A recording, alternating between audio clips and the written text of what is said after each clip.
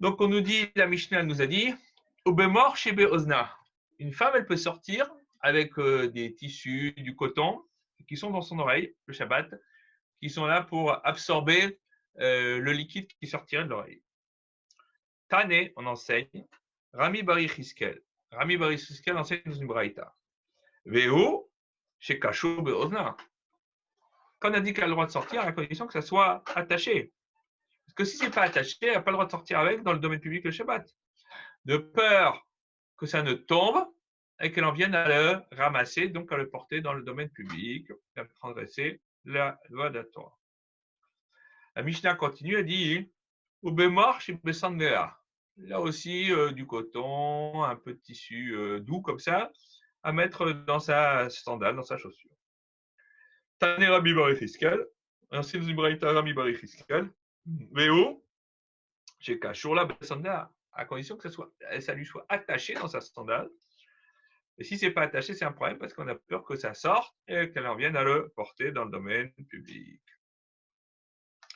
Ubemor chez Kina ala Renidata, et du coton ou un tissu doux qu'elle a placé dans ses parties intimes pour récupérer le sang pendant ses règles. Ça va, Rami Bachama les Memar. Rabbi Bachama, il a pensé à dire Veo, chez Keshurala ben Yechotea. Et ça, c'est à condition que ça lui soit attaché entre les cuisses, entre les jambes. Mais si ce n'est pas attaché, on a peur que ça tombe le Shabbat et qu'elle va le transporter dans le domaine public. Amarava, Rava, il dit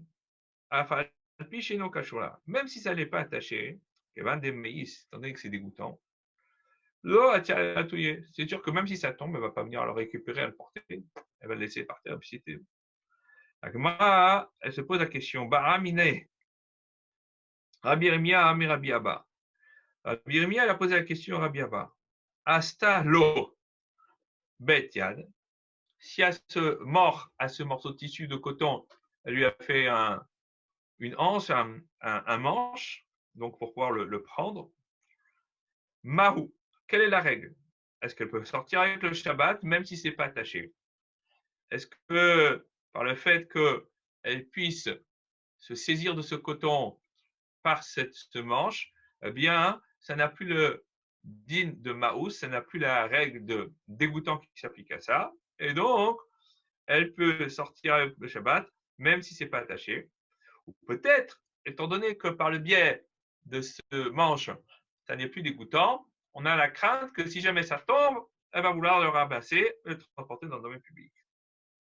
Amarle, Rabbi Abba, il a dit Rabbi Mia, Moutar, c'est permis. Même si ce n'est pas attaché. Pourquoi? Parce qu'en réalité, même avec ce betiad, avec ce manche ou cette anse, ça reste quelque chose qui n'est pas forcément très ragoûtant et il va de soi qu'elle n'aura pas envie de le prendre dans la main. Itmar Nami, on enseigne aussi, Amar Rav Nachman bar Yoshaya, Amar Rabbi Yochanan. Rav Nachman bar Yoshaya dit au nom de Rabbi Yochanan, Astala bet yad mutar.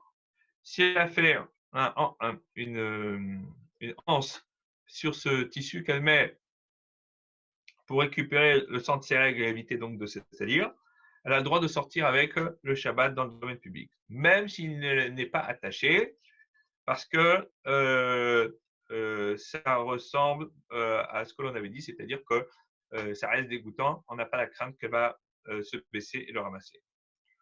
Rabbi Yochanan Nafikbe, Lebe Midrasha. On revient à notre histoire de coton dans l'oreille. Rabbi Yochanan il est sorti avec un coton dans l'oreille au Beth Midrash par le biais du domaine public. Il était âgé et il avait des écoulements dans les oreilles.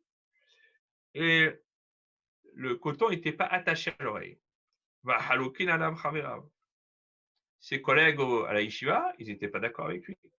Et ils lui ont dit, tu n'as pas le droit de sortir avec le Shabbat dans le domaine public. C'est assourd. Rabbi Yana Inafik Beho. Rabbi Yana est aussi sorti avec ça, avec un coton dans l'oreille ou dans sa chaussure, le Shabbat.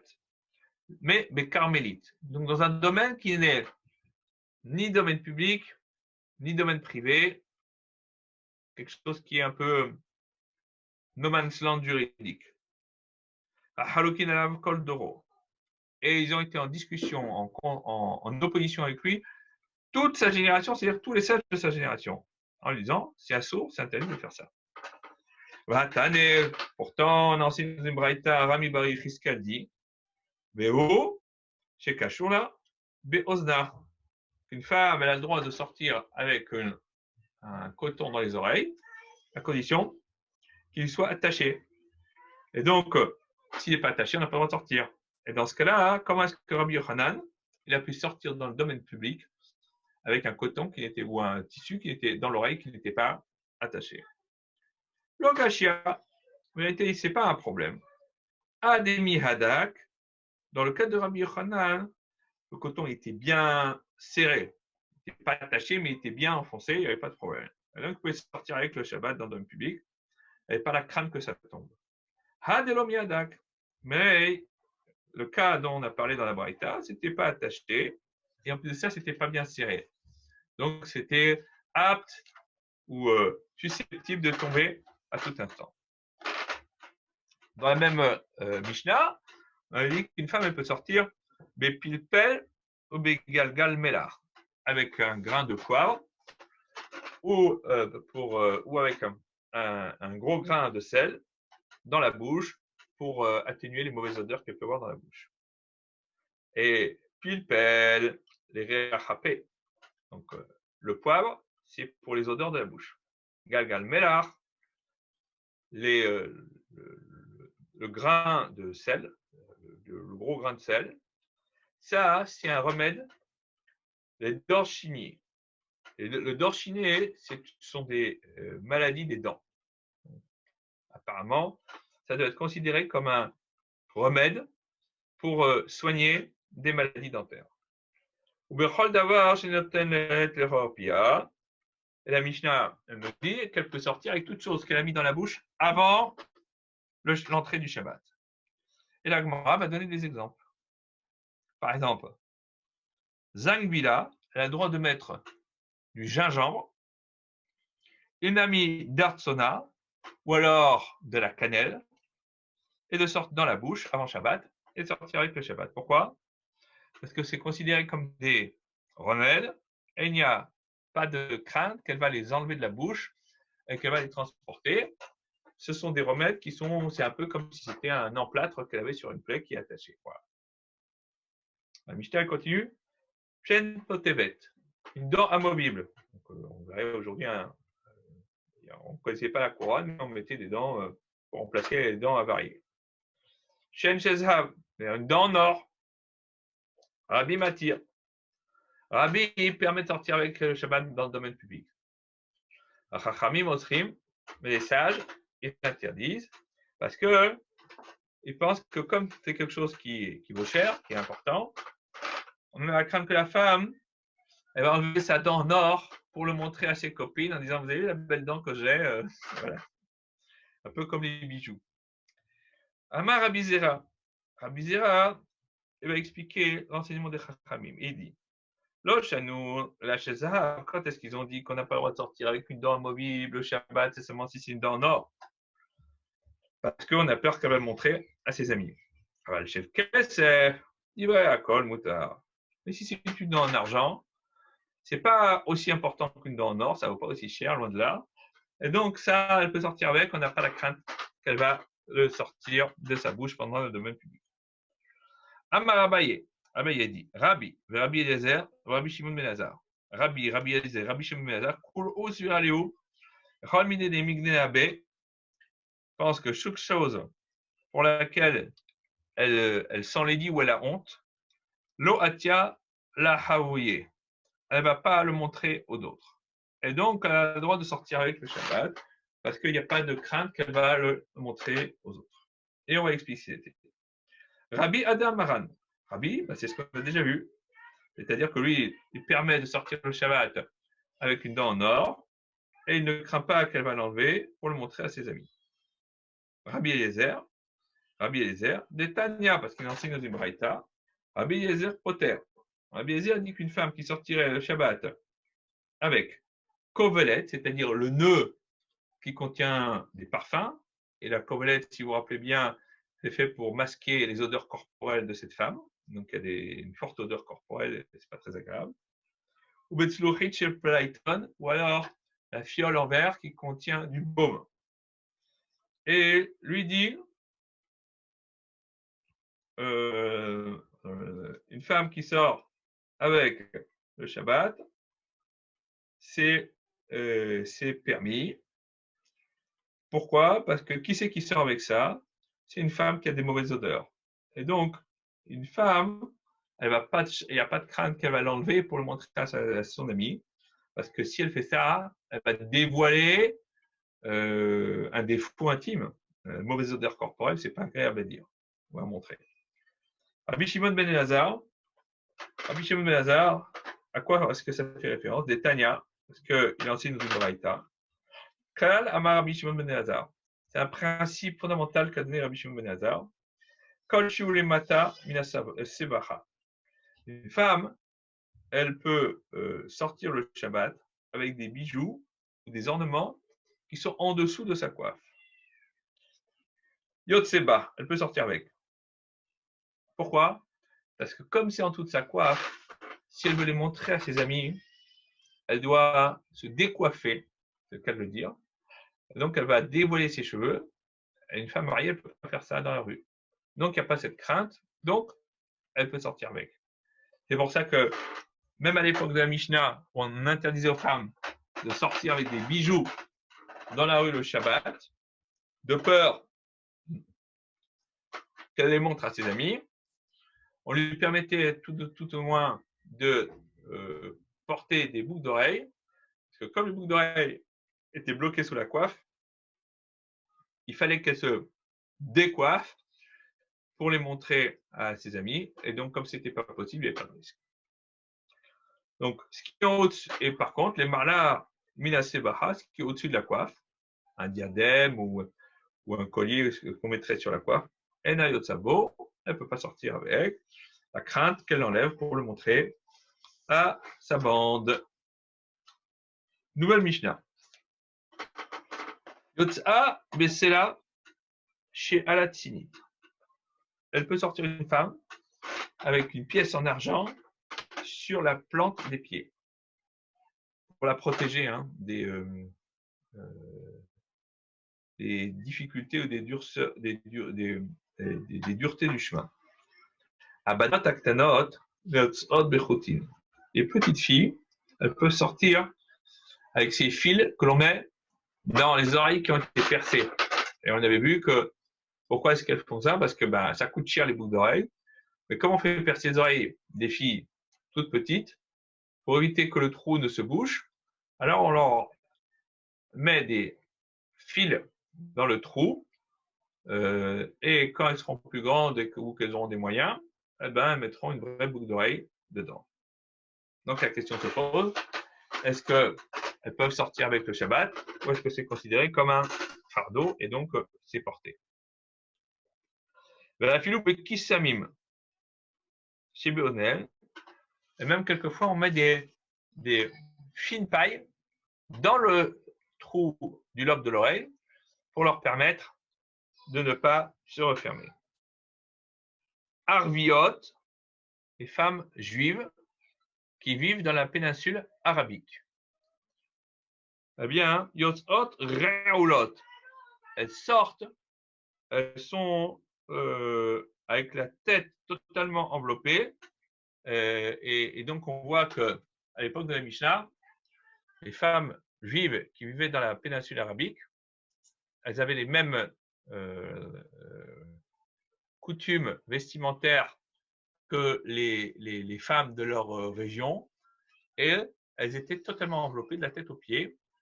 Ce sont donc des coutumes anté-islamiques, puisque la Mishnah a été écrite à la fin du second siècle de la guerre, et l'islam est apparu 4 siècles et demi plus tard. Donc elles peuvent sortir comme ça le Shabbat. Madiot, les femmes qui viennent de Médie, donc c'est la Perse et la Médie, donc le Proche-Orient. Pérophot. Alors, elles sortent agrafées, c'est-à-dire qu'ils ont des manteaux qui sont agrafés avec une agrafe. et mettre ça autour du cou. Donc, on met les deux bords de la cape et on l'agrafe. Pas avec une agrafeuse, hein, mais agrafe dans le sens classique du terme.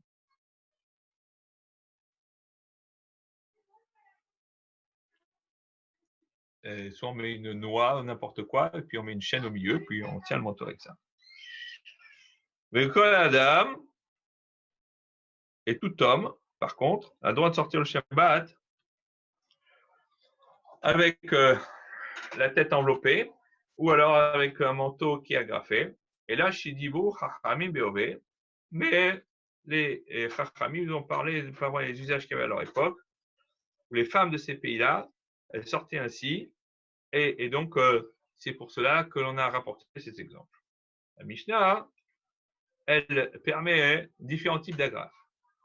Pour effet à la Eben, elle peut agrafer sur une pierre, la égose ou sur une noix, la matbea ou sur une pièce d'argent, à condition qu'elle n'agrafe pas a priori pendant Shabbat, mais qu'elle le fait avant Shabbat. Maït Tsinit. C'est quoi le Tsinit dont a parlé la Mishnah? Bat A'a. Quelque chose qui est sous le talon. Donc, l'endroit où on marche, on tape sur le sol. Et donc, on y attache une pièce d'argent en tant que remède. Et étant donné que c'est considéré comme un remède, alors c'est pas considéré comme un fardeau, et donc on a le droit de sortir a priori le Shabbat avec. Maïchina, c'est là. Et pourquoi tu parles spécifiquement d'une pièce d'argent?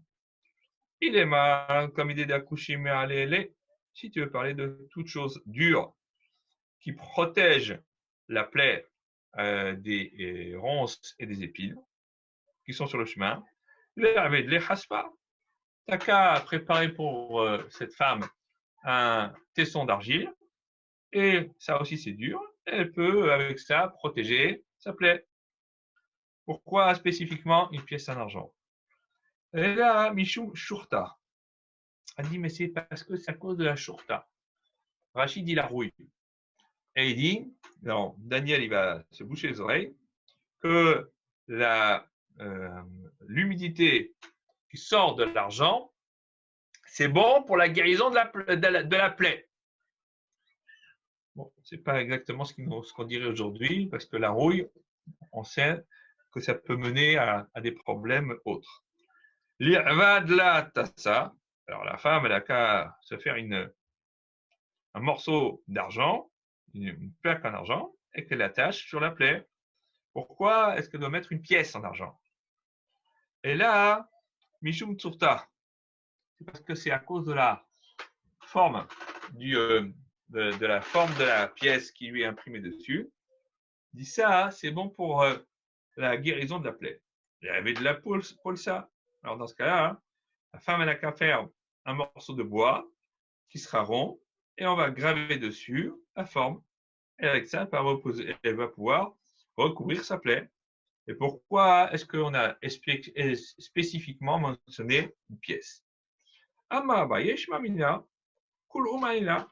Et en vérité, parce que la Mishnah elle a dit qu'elle a le droit de sortir avec le Shabbat, on peut déduire que tous les trois cas que tu as mentionnés, c'est-à-dire tant que ça a ses qualités, ça permet, on peut sortir avec le Shabbat. Il faut que ça soit dur, il faut qu'il y ait de l'humidité et il faut qu'il y ait une forme dessus.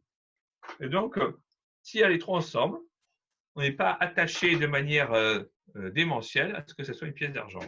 On pourrait même prendre une pièce de bois et l'attacher sur la plaie. Abanot et Otsot Bechotin. On a dit que les petites filles peuvent sortir avec les fils qui sont dans le lobe de l'oreille de Shabbat.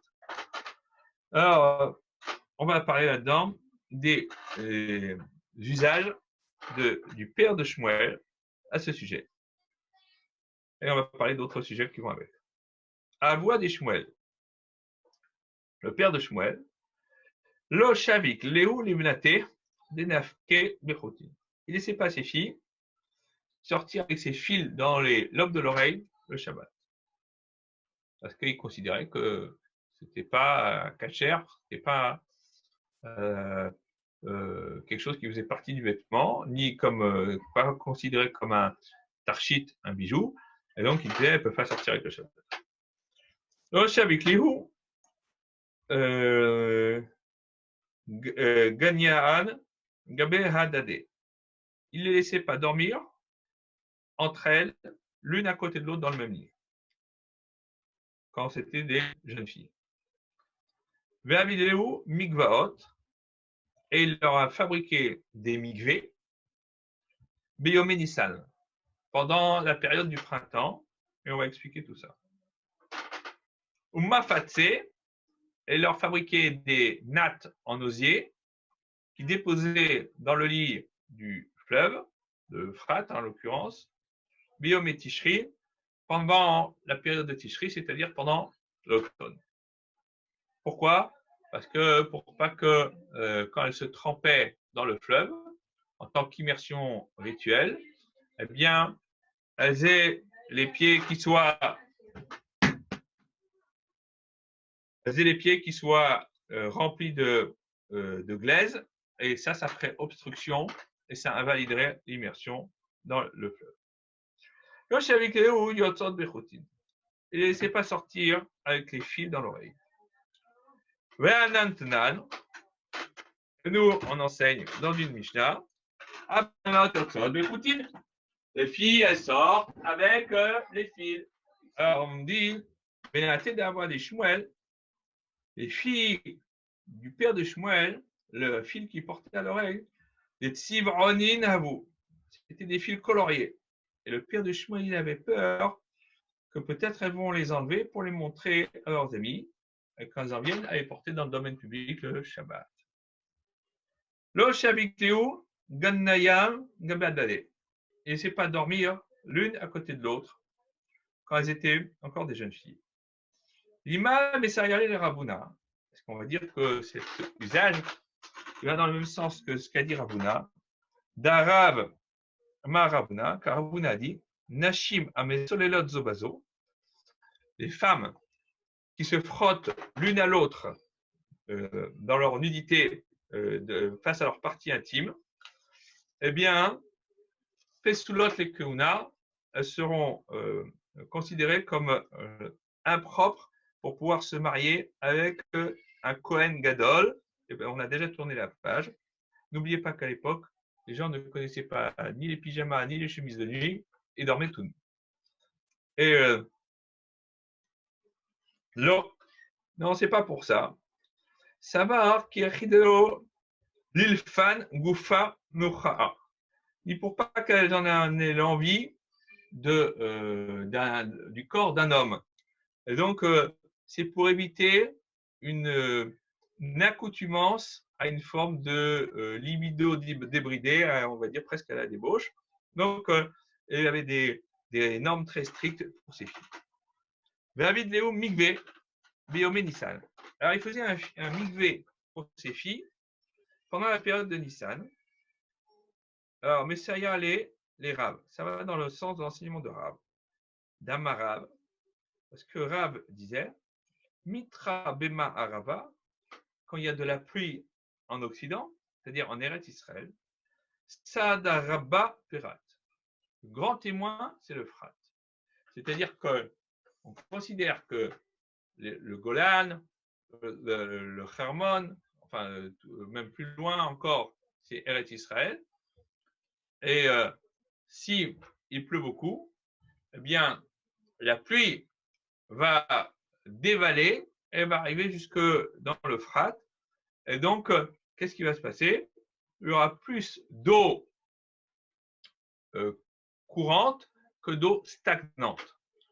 Or, c'est un problème parce que comme c'est la période Nissan du dégel des montagnes, eh bien, la neige va fondre, c'est la fonte des neiges, et il y aura beaucoup de pluie aussi, et ça va augmenter le niveau du fleuve de manière exponentielle, et c'est ce qui va provoquer le fait que eh bien, le fleuve perdra son statut de source Parce qu'il y a deux moyens pour se purifier. C'est le Marian, la source. Et la source, elle doit être avec de l'eau courante. Et il y a aussi ce qu'on appelle le migvé. Et le migvé, c'est de l'eau qui tombe du ciel ou alors par un puits et ça doit être stagnant. Migvé, c'est-à-dire un rassemblement d'eau. Ça va chez Mayerbu à notre film. Peut-être il y aura plus d'eau qui va provenir de la pluie à Zochalim que de l'eau du fleuve qui vont provenir des autres sources ou ce qu'on appelle des sources du fleuve.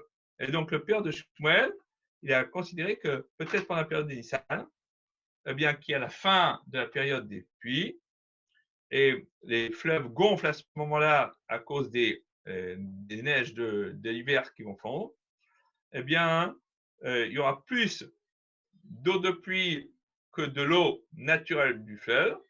Et donc, le fleuve va perdre sa qualité de purificateur. Et donc, à cette période-là, on ne peut pas se tremper. Donc, c'est un problème d'ailleurs de se tremper dans les fleuves à la période de la fonte des neiges. Parce que, en vérité, leur niveau a été déséquilibré par la fonte des neiges. Notre opinion, au Pliga des Shmuel, ça va à l'encontre de Shmuel. Donc, le père de Shmuel, il va à l'encontre de son fils. Ils ne sont pas d'accord. Mais Amar Shmuel, Nahara Mekiper Mivarer. Le fleuve, il s'alimente essentiellement de sa berge, c'est-à-dire de sa source naturelle. Il y a ce qu'on appelle des sources du fleuve, un peu comme s'il y avait des puits naturels dans le sol, la nappe phréatique. Donc, l'idée, c'est le fleuve s'alimente de sa nappe phréatique. Et donc, pour Shmuel, eh bien, il n'y a pas cette problématique qui existe. Et même pendant la période de Nissan, il n'y a pas de crainte qu'il y ait plus d'eau qui provienne de la pluie que de l'eau naturelle du fleuve de la nappe phréatique. Oupliga d'idée à l'idée. Et cet enseignement de Shmuel, en vérité, qui dit que le fleuve s'alimente essentiellement de sa nappe phréatique, elle est en contradiction avec un autre enseignement que lui-même avait donné. D'Amar Shmuel, parce que Shmuel avait dit l'eau des fleuves ne peuvent pas purifier aussi bien un homme que les ustensiles au moment où ils jaillissent. Et là, Prat, Biomé, Tishri, Belvad, le bon moment, c'est le Frat à la période de Tishri, parce que là-bas, à ce moment-là, ce n'est pas la période des pluies, et ce n'est pas non plus la période où il y a la fonte des neiges. Et donc, c'est sûr qu'à ce moment-là, l'eau du fleuve, elle provient essentiellement de la nappe phréatique, et il n'y a pas de problème. Mais les autres jours de l'année, eh bien, les fleuves ne peuvent pas purifier, parce qu'il y a une crainte que peut-être il y a plus d'eau de pluie que d'eau du fleuve lui-même, et qu'elles vont les annuler, et que donc l'immersion rituelle ne serait pas valide.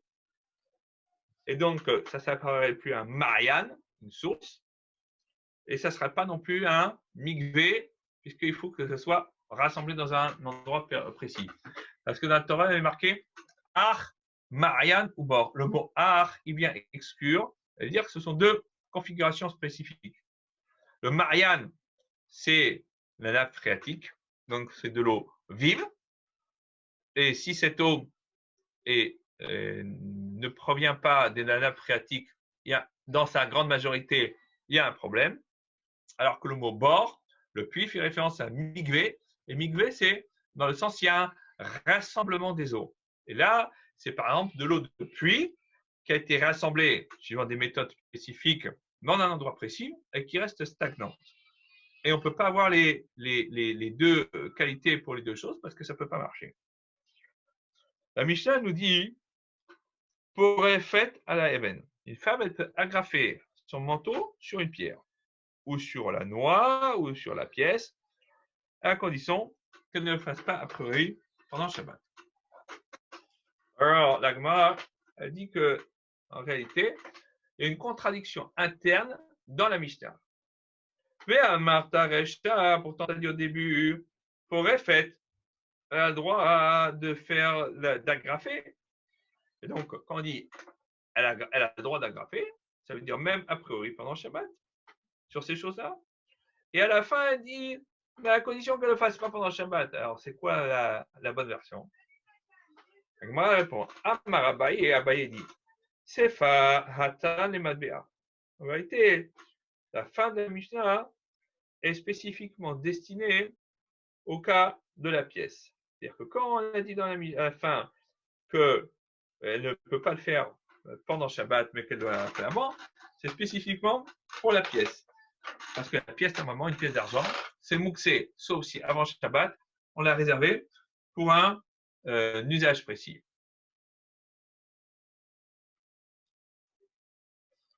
Est-ce que l'auditeur qui n'a pas mis son nom pourrait donner son nom, s'il vous plaît? Ça nous arrangerait.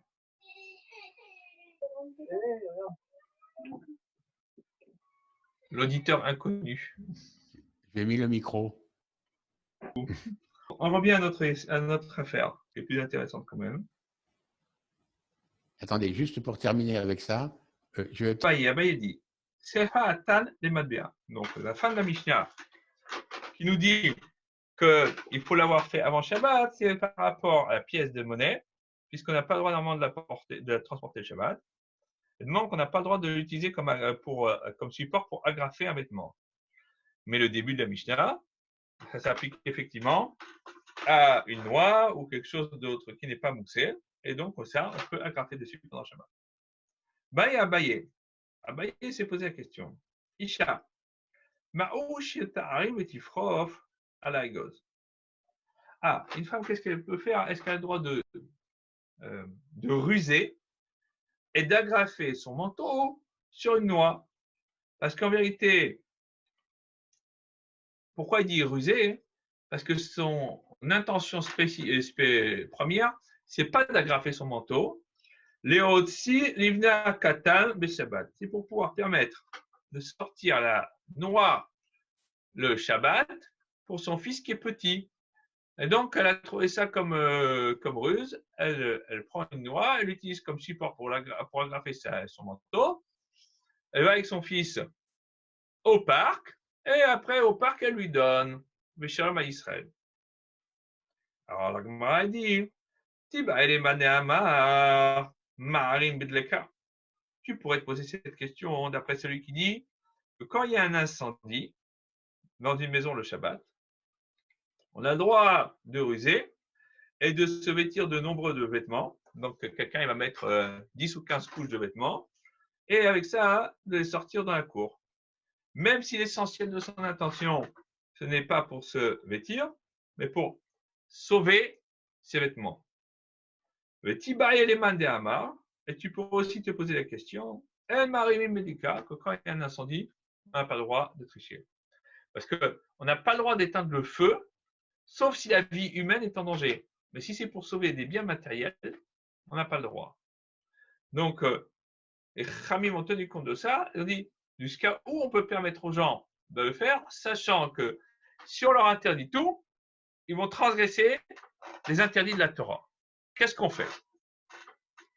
Si bah, il est mandé à Mar, tu peux te poser la question, Marimim Bedlika, d'après celui qui dit que on a le droit de ruser quand il y a un incendie, Atam ou Deilo Charitle. Là-bas, c'est parce que si tu ne lui permets pas de mettre plusieurs couches de vêtements les unes sur les autres, a-t-il les rabouillé? Il va en venir à éteindre carrément l'incendie et donc à transgresser un interdit de la Torah. Avalacha, mais ici, concernant le fait de sortir avec une noix pour son fils qui est petit, il au charit là. Ah bah, si tu ne lui permets pas, d'accord, d'agrafer la noix sur son manteau pendant le Shabbat, l'oa-t-il à Pouquet? Elle ne va pas en venir à sortir avec. Parce qu'elle s'en passera. Et donc, dans ce cas-là, peut-être ça serait interdit de ruser. Parce qu'on se dit, si on dit non, il n'y aura pas de débordement. Odima, ou peut-être, Même d'après celui qui est sévère et qui dit que même quand il y a un incendie, on n'a pas le droit de ruser. Atam de Rotsar Bekar. Pourquoi? Parce que là-bas, concernant les vêtements, eh bien, on peut dire qu'il y a des gens qui ont l'habitude de mettre beaucoup de couches de vêtements les unes sur les autres. Donc, c'est un moyen de porter le Shabbat, de se vêtir. Et donc, c'est pour ça que le maître de la Mishnah